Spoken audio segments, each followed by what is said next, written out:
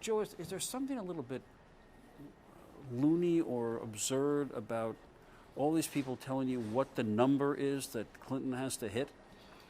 Well, it's absurd, but it still counts. I mean, the perception's reality, and the perception, if she wins by double digits, it's a huge win, and then if she wins by 3, it's a huge loss. So it's a win, but a win isn't a win. I mean, it's kind of silly season, but it does matter. Okay, so is this like the Vegas point spread? Is there a guy named Mo who sits somewhere and says, we got some injuries, the weather looks bad, let's make it 7? How does this happen? Who decides? I don't know who decides. I don't think anybody decides. It just sort of happens. I could never figure it out. But there always is a number that we all fall in play for. And this time it looks like double digits. It's a big win. Low single digits, it's a loss. And somewhere in between, it's a push. Yeah, see, now that's the one you cleverly avoided that. I mean, okay, so it's 7. So what happens if it's 7? I think Clinton will claim it's a win. Obama will claim it's a win, and it'll probably end up being a push. But we'll just we'll see. We'll see what Mo says. Okay, so beyond the absurdity, though, but part of what goes on here is, okay, Rendell says, well, he's outspending us 3-1, and the Obama people say, well, it's a state made for her.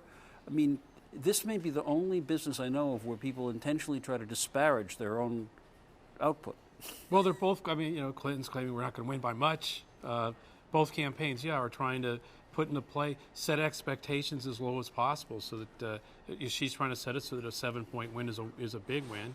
I don't think that's going to play very well out there, just because of there is an agreed upon, I think, perception that 7's not going to be good enough. But 8 might. 8 might be.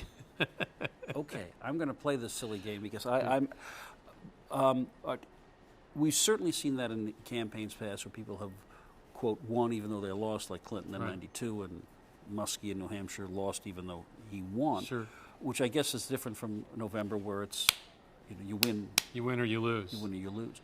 But is there something about where we are now that suggests that the nightmare of Democrats could actually be closer to reality? That is, that a significant enough win and I don't know what happens the next month, that maybe we come to June 3rd and we don't know who the nominee is.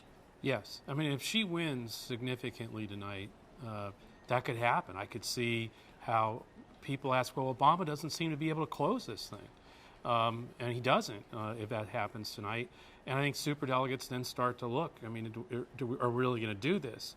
And so, no, I think if she wins big and he one more time looks like, for whatever reasons, Pennsylvania's backed off, another big state's backed off Obama, he wasn't able to close the deal, that's going to make some superdelegates start scratching their heads and start thinking about what way this is going, which way this is going. And that's going to be a problem, I think.